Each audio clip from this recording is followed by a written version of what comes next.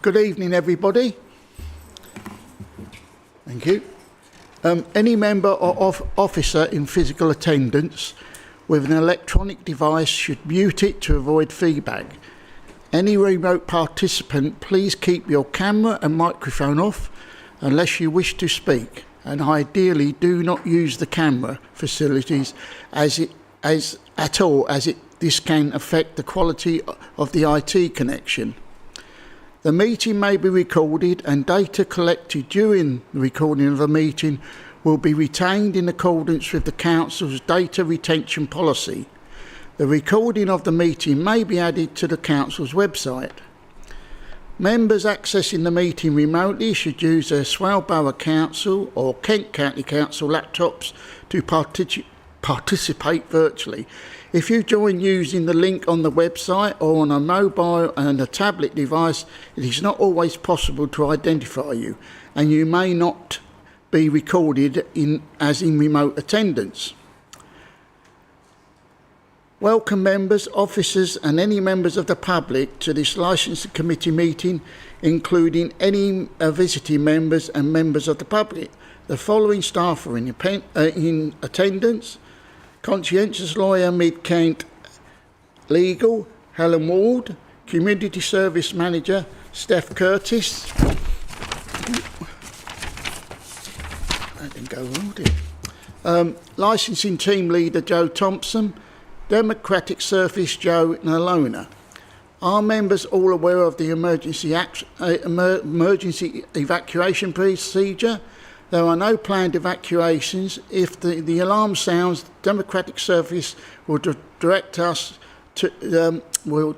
attendees safely out of the building and into the car park. The lifts must not be used. Is there anyone in attendance with mobility issues? Please indicate now.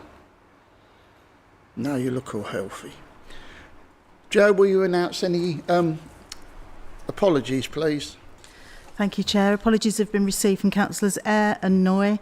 Councillor Lehman gives his apologies and is substituted by Councillor Thompson, and Councillors Chapman and Tucker also give their apologies, and they are attending remotely. Thank you. Thank you, Joe. Do members take the following minutes as a correct recording? The minutes of the extraordinary meeting held on the 12th of May 2025, minutes numbers 822 to 825. The meeting held on the 11th of February 2025, meetings numbers 641 and 646. On the 14th of May 2025, minutes numbers 38 to 39. And accept the following licensing subcommittee minutes. On the 12th of May 2025, minutes numbers 817 to 821.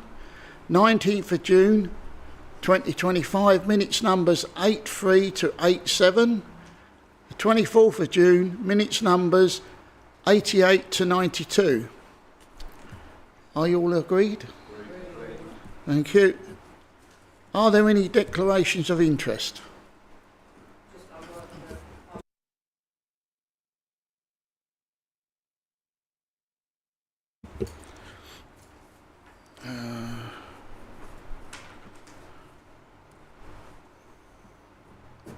Got no one registered to speak from the public. I invite the officer to introduce the report, please. Thank you, Chair. Members will recall that at the Licensing Committee meeting held on the 11th of February this year, approval was given to put a draft taxi policy out to consultation with both the taxi trade and members of the public.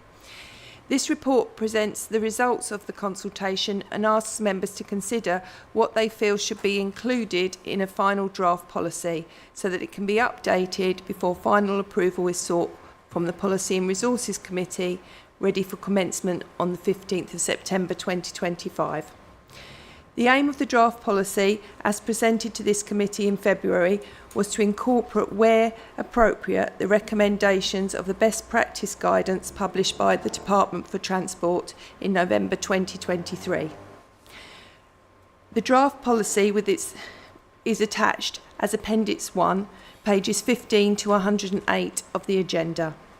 and a summary of the proposed changes that have been incorporated into the policy are shown as Appendix 2 on pages 109 to 131. A consultation ran for 12 weeks between the 26th of February and the 28th of May. Despite reminder newsletters to the taxi trade and the opportunity to attend a face-to-face meeting, responses were low, with only 11 contributors. All responses, including comments made at the face-to-face meeting, have been entered into the grid, which is shown as Appendix 3 on pages 133 to 143 of the agenda. The grid shows officer comments and recommendations in response to suggestions, and an additional column on Appendix 2 shows how these points have been addressed and included as proposed amendments to the draft policy for members' consideration. The major changes which affect the trade and which attracted comments are the date for transition to ultra-low emission vehicles and the proposal for restricted private hire licences. The current Swale taxi policy mandates that all new vehicle applications from the 1st of April 2027 must be for vehicles that are ultra-low emissions. Issues raised by operators in relation to the transition to ULEVs can be seen in the consultation grid on pages 137 to 138 and 141 to 142 of Appendix 3. These concerns are much the same as those raised during the previous policy revision in 2022 and are summarised at paragraph 4.6 of the report, pages 7 to 8 of your agenda. The concerns are further echoed by the 2024 report from the House of Lords Environment and Climate Change Committee that states that the transition to electric vehicles was not happening fast enough and that major barriers remained. Paragraphs 4.7 to 4.12 of the report lay out points members may wish to take into consideration on this matter. In particular, the possible detrimental effect on the borough's travelling public should drivers and operators decide not to continue in the trade, and the possible depletion of wheelchair accessible vehicles, which have additional concern factors when changing to ULEV.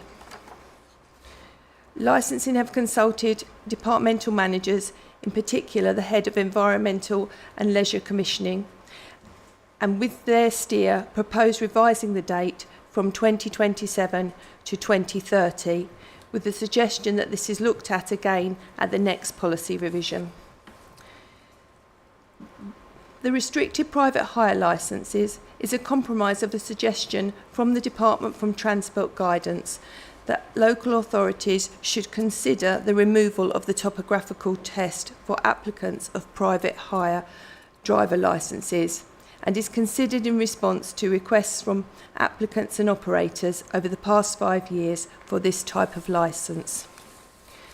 While officers are opposed to the removal of the topographical test for private hire applicants, for reasons detailed in paragraph 4.15 of the report on page 10, this option has been suggested to support operators with diverse business models and promote adequate drivers for local authority contracts.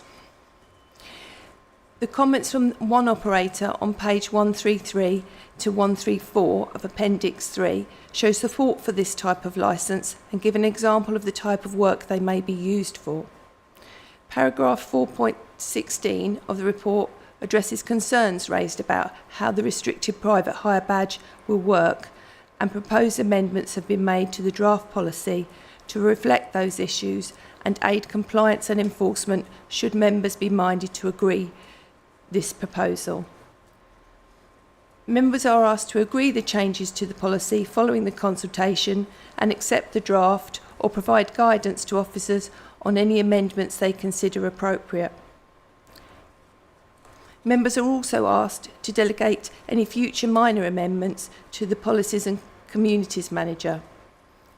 Licensing would also request that members provide an additional steer and clarification of the biannual agreement to increase the taxi tariff, namely whether the next increase should be made in 2026 or in 2027, and whether the increase would be accumulative based on the percentage increase of 2 years' national rail fare increase or simply for that current year. Thank you, Chair. Thank you, Joe. Any questions? Councillor? Sorry, I've got to have a drink. I've got your cough. Go ahead. Yeah, thank you, Chair. Yeah, Joe, one of the questions I was going to ask was on the biannual fare increase. I'm not quite sure when we discussed it previously what we actually said, whether it was going to be cumulative or whether it was going to just be for an annual, you know, for the year when it comes into effect, say 2027. That's the reason we were asking for the steer, Councillor, because I'm afraid we weren't specific enough at that particular meeting.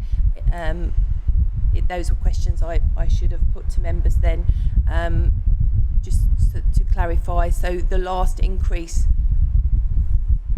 the increase didn't go ahead this year, so the last increase was 2024, so it's whether we take it from 2024 2 years, or whether we take it from the fact that we declined it this year. Is it 2 years from this year? And then and that accumulation was not something I'm afraid I thought of. It was a question that I've had since from a driver as to whether we would only increase it by the increase of national rail fare in that year, or whether we would look at adding the 2 years together.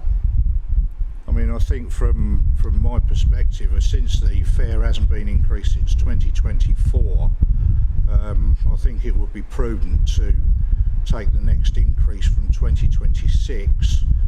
I'm in two minds whether it should be cumulative or whether we just take it from the British Rail increase for 2026. I'll listen to what other people have got to say on that. Looking at the moving on then to the date for the bringing in of low emission vehicles and EVs, I've spoken to several of the taxi operators about this, and I don't intend to go over what's on page 7 and page 8 of the report, because I think they've covered it quite well. One of the operators I was speaking to, he said they have got some quite long distance clients, and the problem they've got is with the range of the EVs, they can just about get to their point of drop off, but then they've got to find a charging point, which often aren't rapid chargers, to charge their vehicles up. And I don't think the technology with EVs and with the charging infrastructure is there at the moment that we could dictate bringing this in 2027. My view, and the view of some of the operators, is that the very earliest they would want to see it brought in is 2030, because there's not the charging infrastructure in place, and there's also not the choice, and also the price. I was looking up some of the prices for different EVs and even hybrids, and you can't get a diesel or petrol engine vehicle at the moment, or a hybrid that meets the 75 grams of CO2, or kilograms of CO2.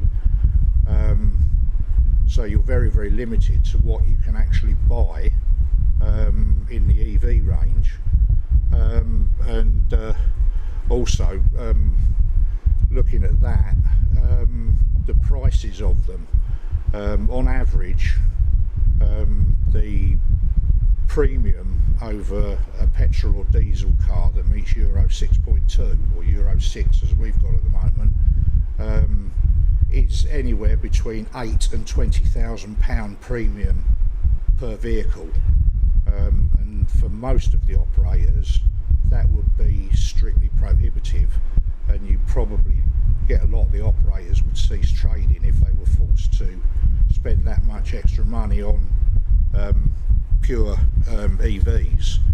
And when you listen to what the motor trade are saying at the moment, a lot of the motor manufacturers, Honda, Nissan, Toyota, BMW, Mercedes, Ford, Volkswagen, Audi Group, they're all rowing back on their EV technology, and they're putting more and more emphasis on clean fueled combustion engines. So quickly to sum up on that, I would be very reluctant to put anything forward to force the taxi trade to start going over to EVs until at least 2030, and possibly beyond. I think we should actually keep a watching brief on what the motor trade are actually doing with regards to clean engine technology. And the last thing on my list was the topographical section of the private hire licence. I would be vehemently against removing that from the current test. I think if you've got, even if you hire a private hire driver to take you from, point, for example, Stirling Road in Sittingbourne to Doddington, say for instance. I mean, the obvious route would be to use main roads, but if the main roads are blocked, they really need to have some idea of how to use some of the other routes. And if we take away the topographical section of the test, I think we might be leaving ourselves open to getting a lot of drivers going for that licence, so they don't have to have that knowledge. Thank you. Thank you, Councillor Clark. Councillor Last. Sorry, can I just clarify that the removal of the topographical test would only be for the restricted private hire?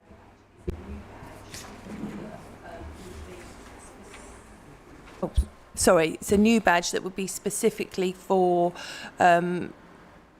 drivers and a matching vehicle that could only be used on a contract work. So whether that would be like a KCC school run contract, or for some of them like executive contracts. In particular, we have an example of it being used for taking pilots to the ports. But we wouldn't be removing it from the normal private hire badge. So there would be sort of only very specific routes that they would be being used again and again on for those. Councillor Last. Thank you, Chair. What I was going to say is I go along with Councillor Clark with the tariff that it should be this year. I mean, if the last increase was 2024, then 2 years on we should be looking at 26 as the next increase. The other thing I wanted clarification on is with the delegated powers, and it says that the officers would have the ability to change things of a minor nature, or the policy and communications manager. What are those minor natures, really?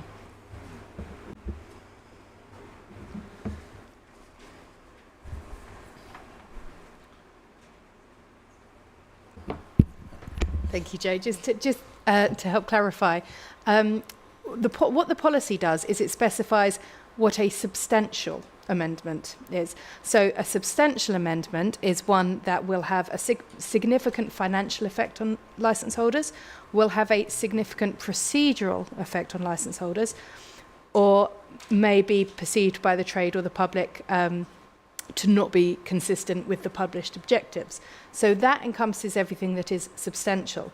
Therefore, a minor amendment would be anything that doesn't fall within that category, and anything that is substantial would need to come back to this committee. Thank you. That's fine. Councillor Moore.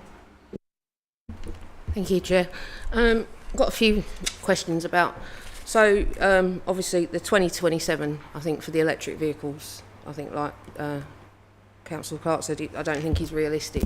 Also worth noting that in the draft policy, the Environmental Committee has revised the borough's net zero target to 2045. So I think saying 2030 is still very restrictive on the, because that is only 5 years away. I think that is very restrictive on a struggling sort of businesses, because the taxi business is not an easy one to be in. And so I think we possibly, until we know more, you know, if you've got till 2045 on the borough's net zero emissions, I think we need to hold off with setting a date.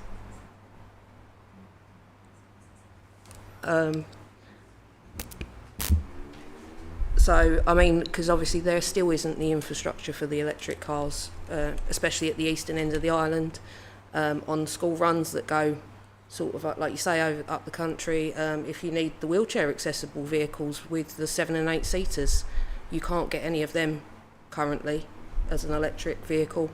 So I really think we need to look at even more than 5 years possibly. So even if you said 35.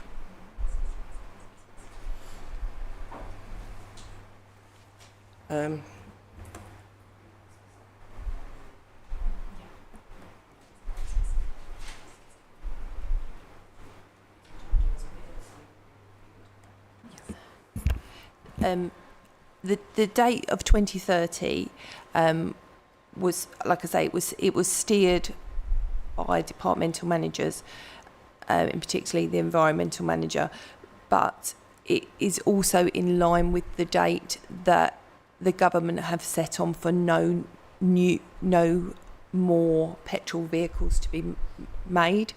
The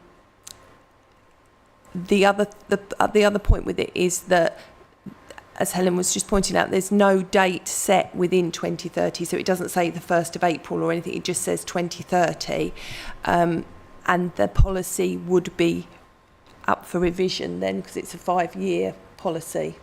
So it's something that then could be looked at again at that point. Yeah, just to add, it could also be looked at before 2030, and the new policy does say it would be kept under review. Yeah, I think that's the thing. I just don't want sort of them seeing, obviously it's an increase of a couple of years, but then they still think, well, hang on, what am I going to do in 5 years' time if because I don't think that all vehicles will be electric by 2030. The restricted licence, I think I brought up at the February meeting, it was very concerning how that would be used. And you saying about it would be specifically for contract work. It'd have to, we were saying about making sure that the licences are known, what is a restricted licence and what isn't, to the general public and everything. With the topographical test, I think for private hire, are we pushing our current drivers, are we pushing them to the other boroughs where they haven't got to do the knowledge test? And this is why we have got so many cars, especially on the island, that are not registered and maintained by Swale because of the topographical test. I mean, a private hire driver, it's a pre-booked job, so they've got a chance to check a map, to check their route. They've got a chance to program a sat-nav, which nowadays tells you all the traffic and tells you which way to go. You know, so I think, are we doing ourselves out of licences on the topographical test for private hire drivers? Because obviously the Hackney is different. You're meant to know it's the same with London. You know, in London, the Hackney takes years to do, but private hire in London doesn't, because you're not expected to know all the routes. You don't have to do the knowledge test.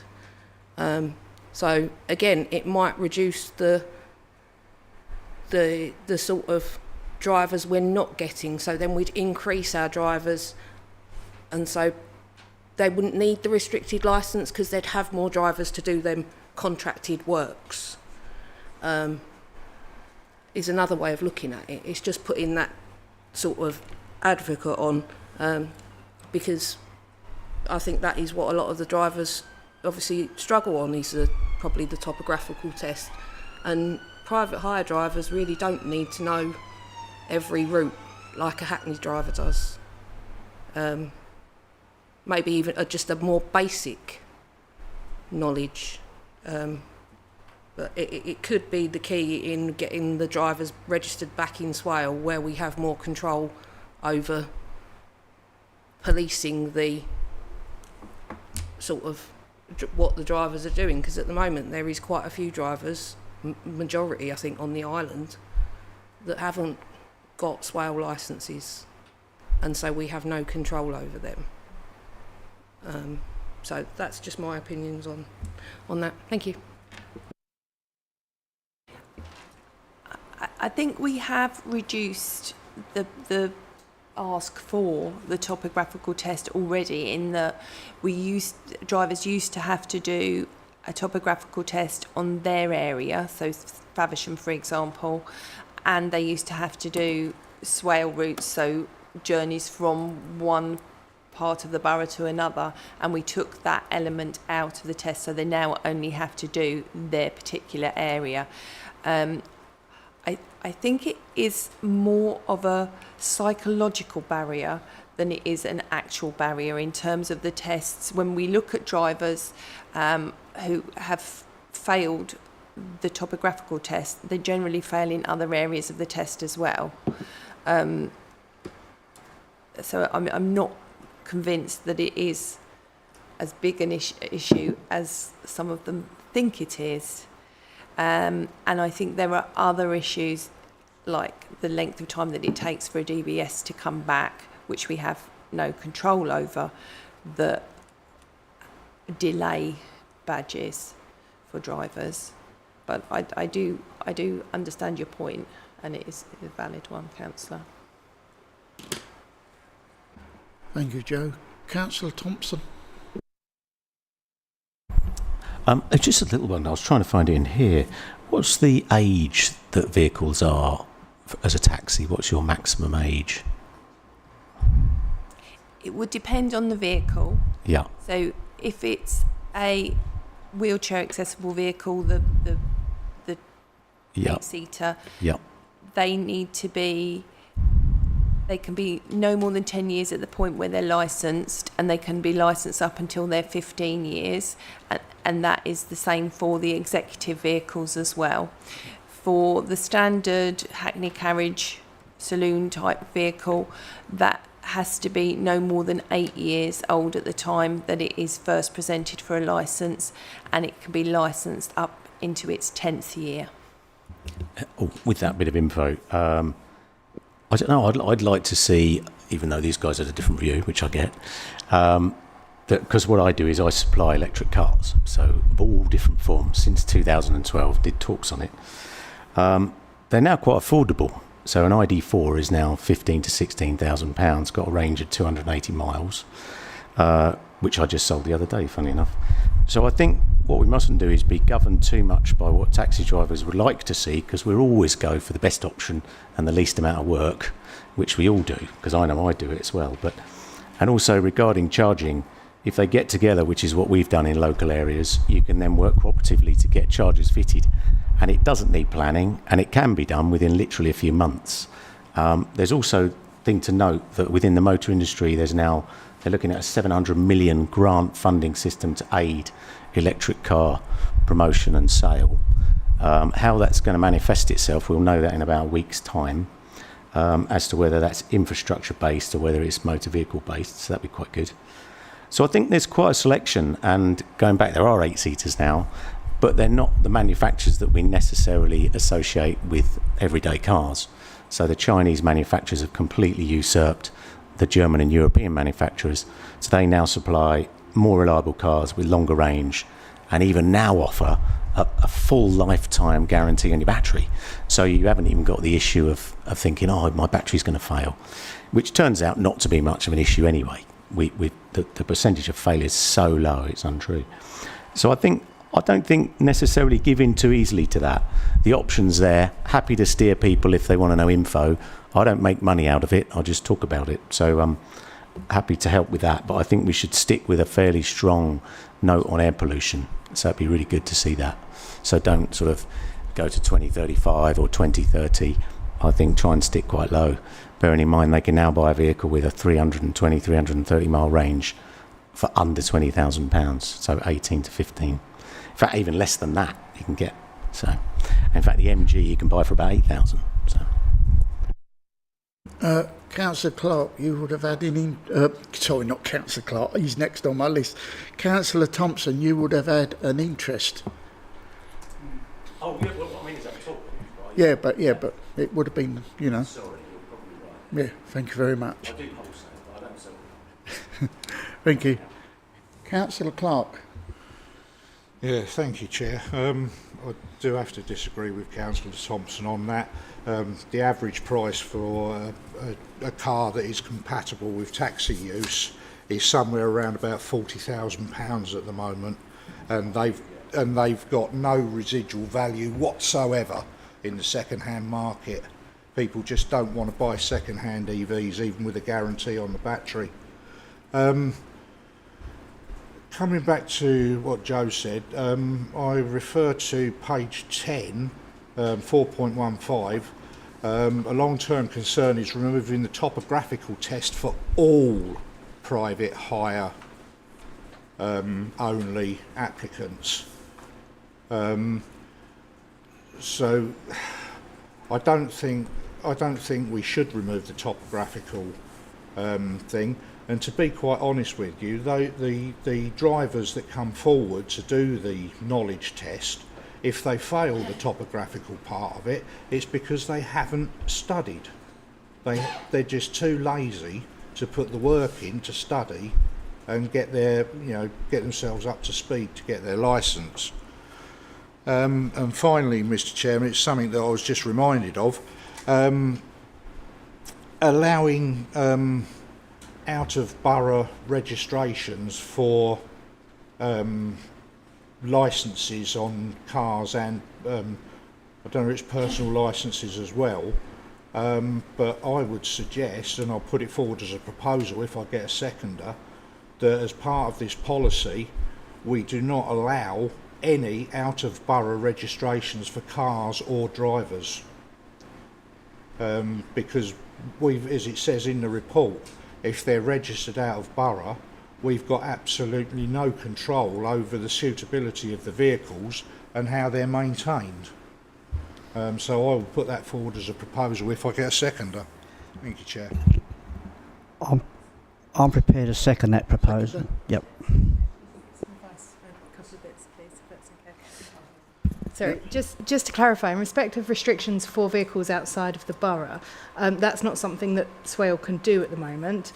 However, the government are generally looking at this in response to a recent report that was published. Was it the name has completely escaped me.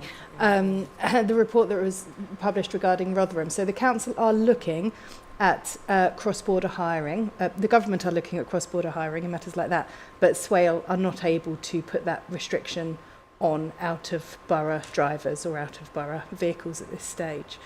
That was one thing. Was there another bit that you wanted to come back on? I think it was about the top removal of the topographical test, and the council quite rightly pointed out that the part of the report where it was saying about the concerns about depletion of Hackney vehicles and vehicles being available for immediate hire if drivers all move towards private hire, then we could have a possible issue. Applicants all move towards the private hire badge. We could have an issue. Whereas the restricted private hire badge would not be as attractive in that respect.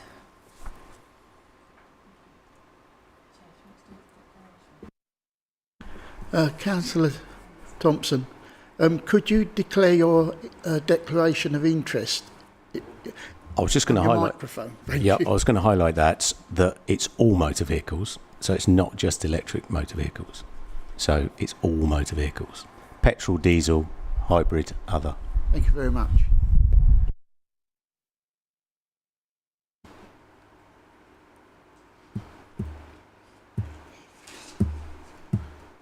Is he there?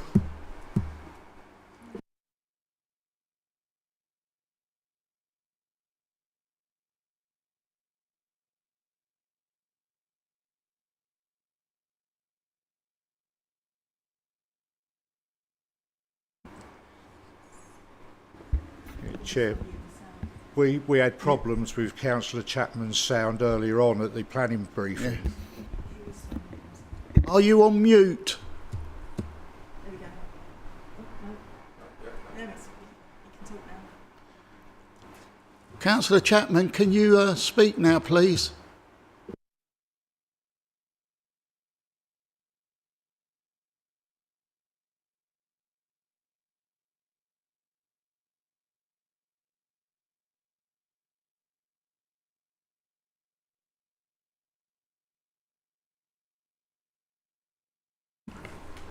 Councillor Chapman, could you put down what you want to say in the chat, please?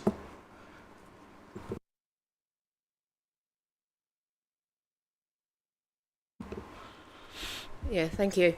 I think obviously what we've also got, I was sort of taking on your point, Councillor Thompson, about new vehicles, like new electric vehicles and everything, but if we put 27, that means the whole taxi fleet has got to be changed by basically 27.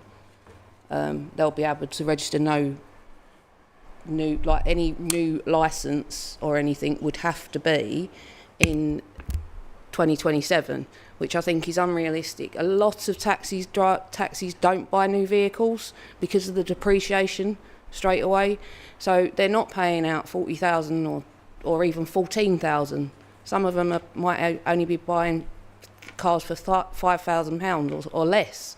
So they're not going to buy a second-hand car, because also if you're using it as a taxi, you don't get the warranties.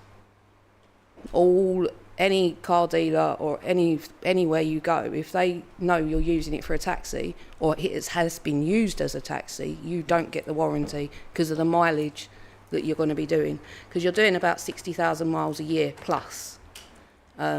So I mean, and yeah, they may have 300-mile range now, but you could easily do 300 miles a day working. And obviously, if there's no infrastructure at the moment to charge the cars, how long are you having to take or risk running out of battery power and getting stranded somewhere? So I think we do need to give them a few extra years, sort of on that, because I think we are really restricting our taxi businesses, which some taxis are a lifeline to our residents, with no buses or trains, especially like where I am at the eastern end of the island and where a lot of all of my residents are. You can't get a bus after 6 o'clock. There is no train service at that end of the island, so if you don't drive, or if you want to go out for the night out and have a drink so you don't want to drive, your only way to get around is a taxi. So I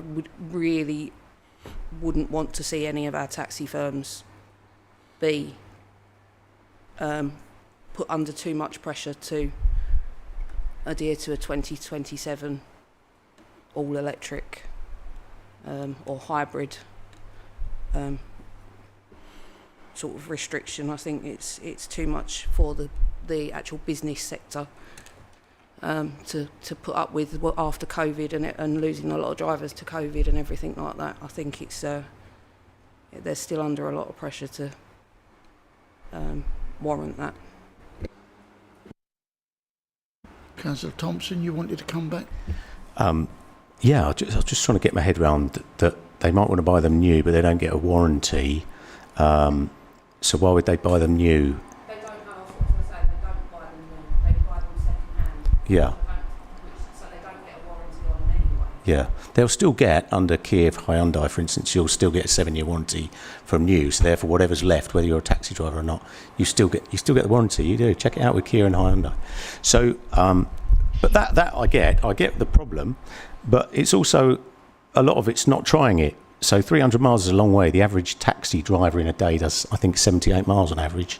So we get days when it does 300. I'm not going to disagree with that, but most of the time, it's not 300 miles. So if you've got the occasional journey, and as Simon said, you've got the occasional long journey, we should also always be thinking about, do we need to be doing this? Are people just doing it because it's convenient? There's obviously people who need to use them, but then if we don't set ourselves a fairly strict criteria, are we going to move on, or are we just being manipulated by profiteering? So it's getting the balance. I do understand what you're saying about people who can't afford a more expensive car. If they went and bought a used MG now, that's down to 7,000 or 8,000. Still got 250 mile range. Hasn't got the 7-year warranty. I agree with that. But then what car has? So I don't know. I think, especially with the hybrids as well, they're quite considerably effective. So I'm happy to be led by different views, but I think we shouldn't give in too easily. That's my view, anyway. Thank you. Do you want to do your proposal again, or have you got another question? No, I'll remove that proposal, Chairman. If that's something that the government are looking at, hopefully they'll get that in place fairly quickly, and then we can incorporate that at a future licensing meeting. Yeah, I've lost my train of thought now. Yeah, on the actual when we look at bringing in the EVs. I mean, I appreciate what Councillor Thompson says about hybrids, but none of the hybrids that are there at the moment have got under 75 kilograms of CO2. You just cannot get a hybrid car or any petrol or diesel car that is less than about 90 kilograms per whatever it is. So I have to agree with Councillor Moore. Even 2030 is pushing it to start bringing in the requirements for fully electric vehicles. I would tentatively say we follow government guidance as it is at the moment. However, we don't know what possible legislation the government are going to come up with over the next 3 or 4 years, and even by the time we get to 2030, whether it's going to be a Labour government or an other party government. So I think tentatively 2030, but we keep a watching brief on government legislation. Thank you. Councillor Chapman, are you back?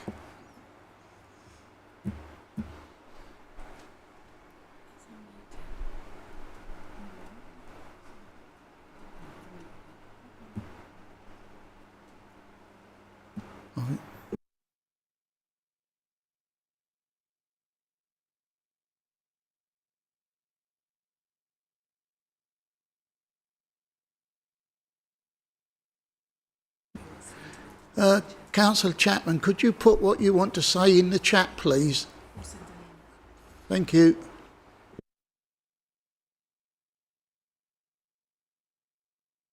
While we're waiting for that, you know the thing about 2026. Could someone propose that and second it, and we can have a vote on it? Yeah, thank you, Chair. Sorry.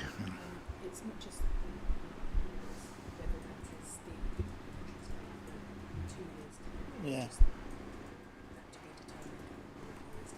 Yeah. So, can you say that again?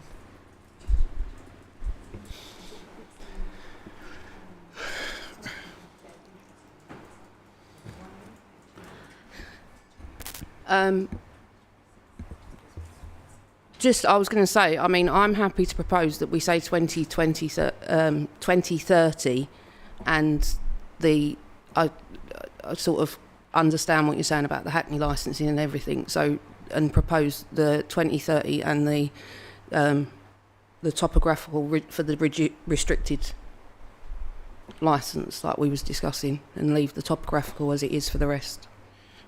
If anyone wanted to second that. The actual thing I want to do is the 2026. Yeah, Chair, if I may. So I'll propose that we bring in the biannual increase starting in 2026, and we take the rise as per the rail network's rise for 2026, not as a cumulative from 2024. All right. Chair, I'm prepared to second that. Second? Yep. All those in favour? Carried unanimously. Thank you. Is that all right? That's right. Thank you.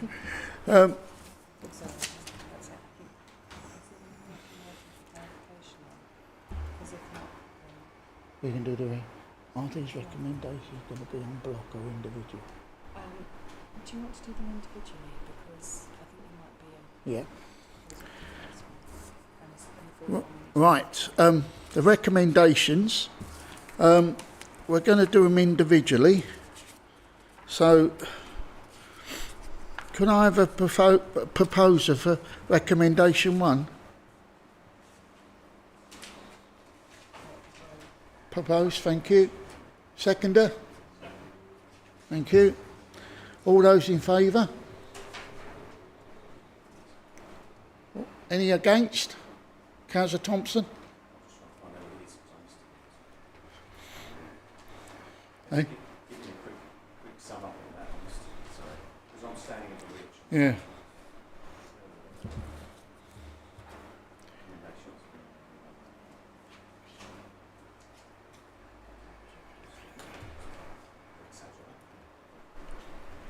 Right, that's unanimously voted on.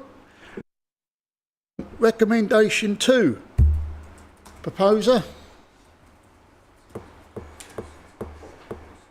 Thank you, Councillor Stevens. Seconder. Thank you, Councillor Long.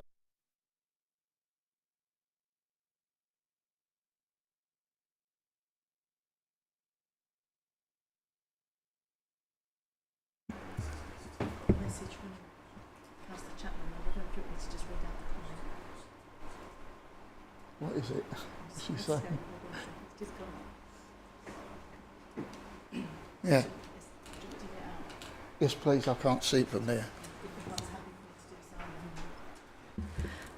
So just to read out the comment from Councillor Chapman, says Nat gas vehicles are coming in main users M and S, but Seat, ND, Audi already have gas cars. My issue is we do not know enough about the battery life and disposal. Thank you.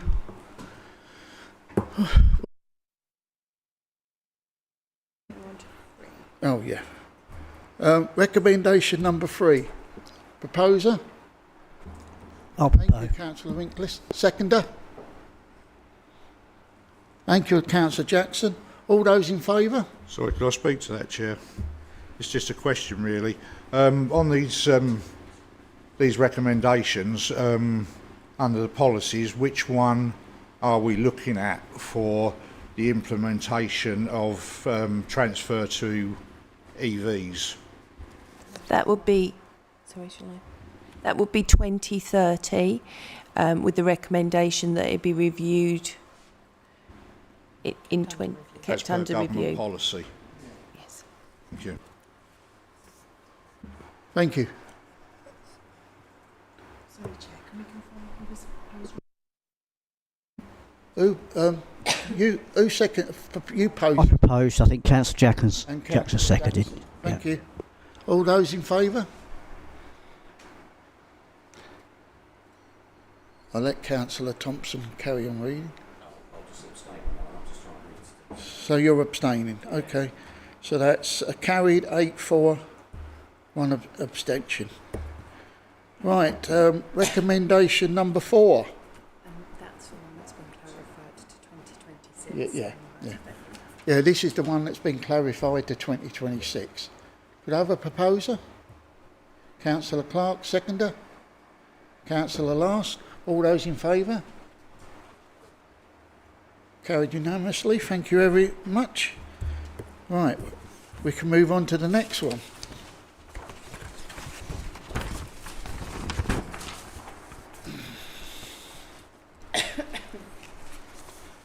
Right, item 7, draft statement of the licensing policy under the Licensing Act 2003. I invite the officer to introduce the report. Thank you, Chair. Members will be aware that in order to exercise their functions under the Licensing Act 2003, a local authority must publish a statement of licensing policy every 5 years. The existing policy will expire on the 31st of March 2026.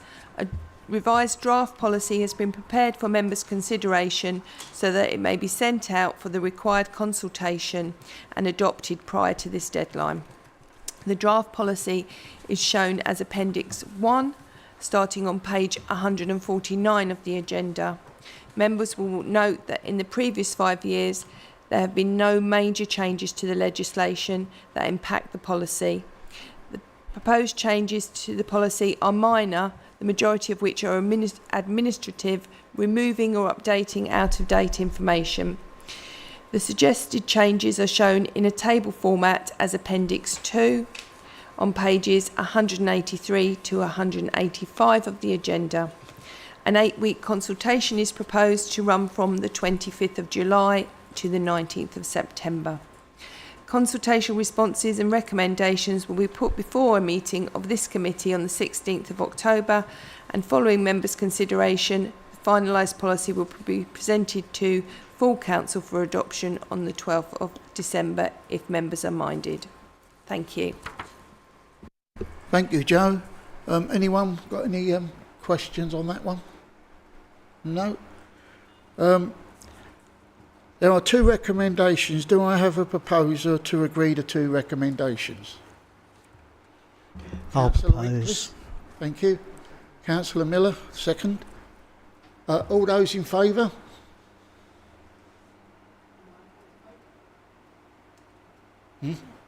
Just wanted to confirm, obviously I said I work in a pub, so should I abstain from the vote or? I'll abstain. Right, thank you. That is carried. Thank you, members. I close the meeting at 7:53. Bit longer than I thought, but still. Thank you, Chair.